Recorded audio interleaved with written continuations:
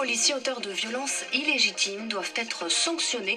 La position ce matin de la porte-parole du gouvernement, Sibeth Ndiaye, alors que le procureur de Paris affirme au journal Le Parisien que certains policiers mis en cause pour des violences lors des manifestations de Gilets jaunes seront jugés en correctionnel prochainement.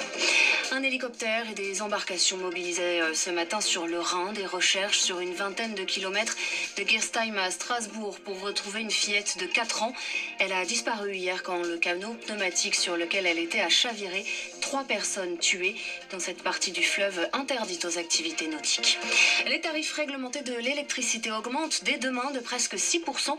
Y aura-t-il une nouvelle hausse en août? Ce n'est pas souhaitable, assure la secrétaire d'État Emmanuelle Vargon sur France Info.